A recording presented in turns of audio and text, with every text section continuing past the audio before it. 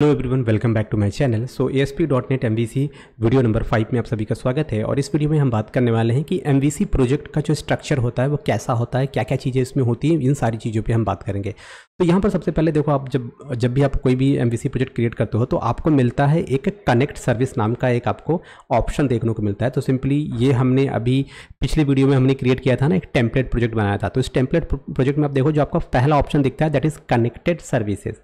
यहाँ पे क्लाउड का आइकॉन भी आपको दिख रहा है, दैट इज कनेक्टेड सर्विसेज। अब व्हाट इज कनेक्टेड सर्विसेज, अब इसके बारे में हम जान लेते हैं। देखो, this is used for integrating Microsoft azure service into visual studio. तो जब भी आप माइक्रोसॉफ्ट क्लाउड अथवा एज्योर क्लाउड को आप विजुअल स्टूडियो के साथ कनेक्ट करना चाहते हो तो वो उसके लिए होता है, so that we can easily host and manage our application to Azure portal from Visual Studio directly. Okay, अब इसके बाद हमें सेकंड क्या मिलता है, एक मिलता है हमें ऐप अंडरस्कोर डेटा नाम का एक फोल्डर मिलता है। अब ये फोल्डर कहाँ पर होगा, आप यहाँ पर आ जाओ, यहाँ पर देखोगे तो आपको मिल जाएगा ये फोल्डर ऐप अंडरस्कोर डेटा। अब इस फोल्डर का क्या क्या काम होता है, इस फोल्डर का काम होता है this folder contain local database file, like ऐसे डेटाबेस फाइल जिनका एक्सटेंशन .mdf हो या फिर XML फाइल हो। तो इन छोटे छोटे हम चीज़ों को हम इस ऐप .data वाले फोल्डर में रखते हैं। अब नेक्स्ट आपका आता है ऐप अंडरस्कोर स्टार्ट फोल्डर। अब ये जो फोल्डर होता है, ये भी फोल्डर आपको यहाँ पे दिख जाएगा इसके जस्ट बाद ऐप अंडरस्कोर स्टार्ट फोल्डर। और इसके अंदर आपको 3 क्लास की फाइलें दिख जाती हैं। एक होता है आपका बंडल कॉन्फ़िगरेशन, फिल्टर कॉन्फ़िगरेशन और राउट कॉन्फ़िगरेशन। तो ये चीज़ें आपको देखने को मिल जाती हैं। अब इसके बारे में जरा जान लेते हैं। तो this folder contain a set of files होती हैं which contain classes and these classes get executed when the application start. तो जैसे एप्लीकेशन स्टार्ट होगा, इसके अंदर जितने भी क्लासेस पड़ी होंगी वो एग्जीक्यूट होना स्टार्ट हो जाती हैं। अब इसके अंदर क्या क्या फाइलें होती हैं, जरा हम उस पर हम देख लेते हैं। तो app underscore start folder contain following files. पहला फाइल क्या होता है, बंडल कॉन्फ़िगरेशन .css, तो जिसमें कि शामिल होते हैं बंडल क्लासेस होते हैं। दूसरा होता है फिल्टर कॉन्फ़िगरेशन, जिसमें कि फिल्टर कॉन्फ़िगरेशन क्लासेस होते हैं। तीसरा का होता है आइडेंटिफाई कॉन्फ़िगरेशन, तो इसमें आइडेंटिफाई कॉन्फ़िगरेशन क्लासेस होते हैं। चौथा होता है राउट कॉन्फ़िगरेशन, जो कि बड़ा इंपॉर्टेंट होता है। इसमें आप राउटिंग को आप इसमें मॉडिफाई कर सकते हो, चेंज कर सकते हो। And then fifth one is startup authentication classes. तो ये दीज आर द क्लासेस जो कि इसमें यूज़ होती हैं। अब एक चीज़ और ध्यान लीजिए, जब भी अगर हम एम्पटी MVC प्रोजेक्ट क्रिएट करते हैं ना, तो उसमें आपको सिर्फ और सिर्फ राउट कॉन्फ़िगरेशन फाइल देखने को मिलता है, बस ओनली। और बाकी जितने भी नाम यहाँ पे देख रहे हो टोटल 5 में से सिर्फ आपको एक ही दिखेगा, that is route configuration file ही दिखेगा आपको, बाकी के 4 नहीं दिखाई देंगे। ठीक है, सो जब भी हम एम्पटी प्रोजेक्ट क्रिएट करते हैं MVC में, तो ऐप अंडरस्कोर स्टार्ट फोल्डर में contain only route configuration file. ठीक है, ये होता है। Whereas if we open MVC project template, then हमें 3 दिखाई देते हैं, बंडल कॉन्फ़िगरेशन, फिल्टर कॉन्फ़िगरेशन और राउट कॉन्फ़िगरेशन। अब बच जाते हैं 2, और ये 2 हम अपनी ज़रूरत के हिसाब से, जैसे कि आइडेंटिफाइंग कॉन्फ़िगरेशन और स्टार्टअप कॉन्फ़िगरेशन, ये हम अपने हिसाब से जब भी हमें ज़रूरत पड़ेगी तो उस टाइम पे हम क्रिएट करेंगे। एंड देन आपका एक नंबर 4 होता है आपका कंटेंट। कंटेंट भी एक तरह का फोल्डर होता है। यहाँ पर देखो, यहाँ पर आपको दिख जाता है कंटेंट फोल्डर। अब कंटेंट फोल्डर में जो भी बूट स्ट्रैप या CSS से रिलेटेड जितनी भी फाइल होती हैं सब यहाँ पर पड़े होते हैं। This folder content the file, ऐसी फाइलें जिनका एक्सटेंशन .css होगा, और साथ ही साथ इमेज की फाइल, ये सारी फाइलें यहाँ पे देखने को मिल जाती हैं। अब यहाँ इसमें भी एक छोटा सा मैं आपको नोट्स दिखा देता हूँ कि अगर हम ओपन करते हैं empty project, then content folder will not be exist. तो उस टाइम पे अगर एम्पटी प्रोजेक्ट क्रिएट करोगे तो कंटेंट फोल्डर आपको नहीं दिखाई देगा। वेयर एज अगर हम एक MVC प्रोजेक्ट टेम्पलेट क्रिएट करेंगे, उस टाइम पे आपको ये फोल्डर दिखाई देगा विथ इसमें आपको बूटस्ट्रैप की फाइलें भी होंगी। नेक्स्ट आपका आता है कंट्रोलर। ओके, कंट्रोलर आपको पता है जब भी यूजर MVC प्रोजेक्ट के थ्रू कोई जब भी यूजर कोई रिक्वेस्ट भेजता है तो वो सीधा कंट्रोलर के पास आता है। फिर कंट्रोलर मॉडल को रिक्वेस्ट भेजेगा कि भाई आप डेटा जनरेट करो, फिर मॉडल व्यू को देगा कि भाई डेटा जनरेट हो गया, अब ये व्यू आप जाके यूजर को दिखा दो। ओके, तो ऐसे काम करता है। तो कंट्रोलर की बात करें तो कंट्रोलर भी एक तरह का फोल्डर होगा जिसमें सारे कंट्रोलर होंगे। अब this controller contain all the controllers classes where each of the controller is define in a separate file. तो इसमें क्या होगा, जैसे कि हर पेज के लिए हम एक डिफरेंट कंट्रोलर बनाएंगे, यानी कि हर पेज का लॉजिक हम इसी कंट्रोलर फाइल में मेंशन करेंगे। So if we open a empty project या empty MVC project template, then controller folder is empty. तो कंट्रोलर में अगर हम एम्पटी प्रोजेक्ट बनाएंगे तो कंट्रोलर फोल्डर आपका टोटली एम्पटी होगा। Whereas if we open a MVC project template, then the folder will contain one default controller with the name of home controller under the file home controller .css।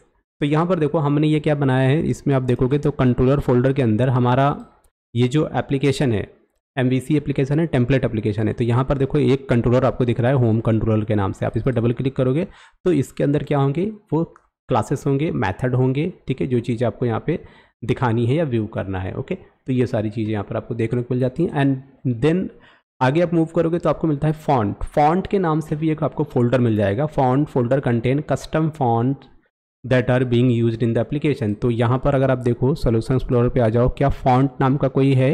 यहाँ पे कोई नहीं है, but we can add font folder also.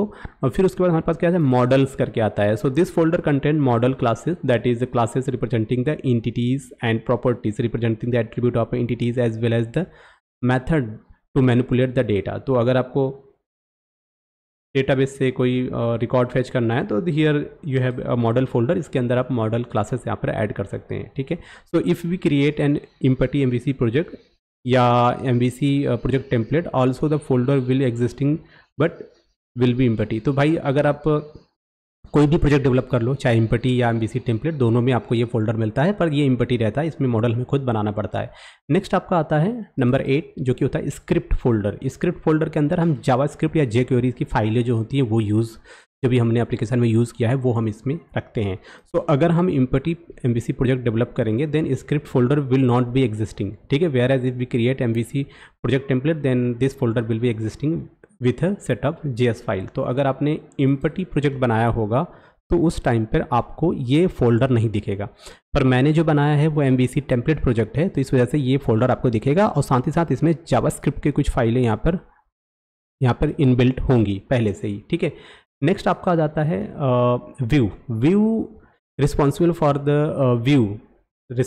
The UI for the user. Okay, तो view ही generate करेगा वो UI, वो interface जो यूजर को दिखाई देगा। तो this folder contain all the view file जो कि यूजर इंटरफेस होते हैं that are require for this application and the extension of this view file will be .cshtml। ठीक है, तो CSHTML क्या होते हैं, ये MVC में व्यू फोल्डर के अंदर ये व्यू वाली फाइलें होती हैं जो कि यूजर को दिखाई जाती हैं। So in case we are working with C# language या else we are working with VB language then extension of this file will be CSH।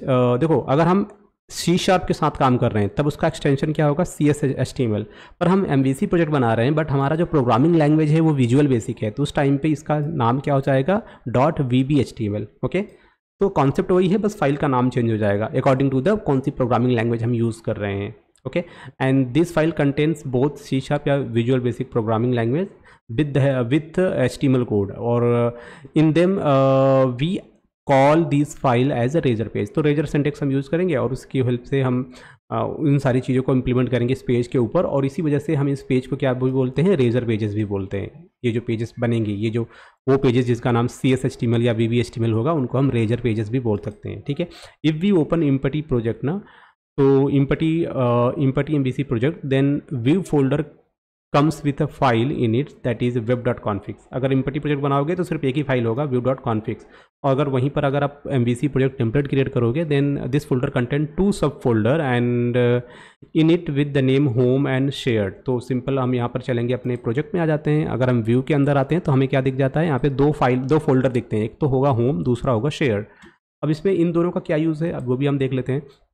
So whereas if we open यहाँ पे देखो home and share, so and these folder will contain a setup CSHTML file, and apart from that the folder also contain _view start .chhtml and web.config file.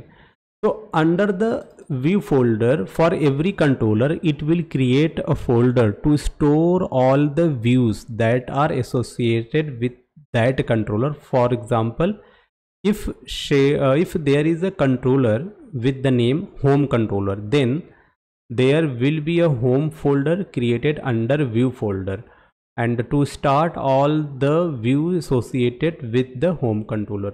तो simply यहाँ पर आप देखो हमारे पास क्या है, जो कंट्रोलर है यहाँ पर होम कंट्रोलर। तो अगर होम कंट्रोलर है तो व्यू के अंदर आपको मिलेगा एक होम नाम से फोल्डर। अब इसके अंदर जितने भी इस होम कंट्रोलर से रिलेटेड व्यू होंगे वो इसके अंदर होंगे। ओके, और वहीं पर जो हमारा सेकेंड है वो कह रहा है कि under the view folder we can also have share folder. Share folder contain all the view common for all the controllers in application. तो जितने कॉमन कंट्रोलर होंगे वो इसी शेयर्ड फोल्डर के अंदर होंगे। तो नेक्स्ट आपका आता है global.axpx। तो this is a file that contain a global configuration classes and in this classes we define a setup method. इसके अंदर वो मेथड डिफाइन होते हैं, जैसे कि जब भी आपका एप्लीकेशन एग्जीक्यूट होता है तो बाय डिफ़ॉल्ट global.axpx में जितने भी मेथड होते हैं, जैसे कि फर्स्ट वन होता है आपका एप्लीकेशन अंडरस्कोर स्टार्ट, तो ये स्टार्ट हो जाता है। और जब भी आपका कभी एप्लीकेशन क्लोज होगा उस टाइम पे एप्लीकेशन अंडरस्कोर इंड मेथड जो होगा, जो इवेंट होगा, मेथड जो होगा वो कॉल होता है, ठीक है। और उसी तरीके से एप्लीकेशन एरर और भी कई सारे इसमें मेथड होते हैं that execute for application level action and also other method like session start and session and, ये भी इसमें शामिल होते हैं that execute for session level action. तो ग्लोबल फाइल भी यहाँ पे अपने को देखने को मिल जाता है, जैसे कि आपको डॉटनेट में दिखता था ASP.NET पे, वैसे यहाँ पर भी आपको दिख जाता है ग्लोबल फाइल, ओके, जो कि एप्लीकेशन लेवल पे काम करता है।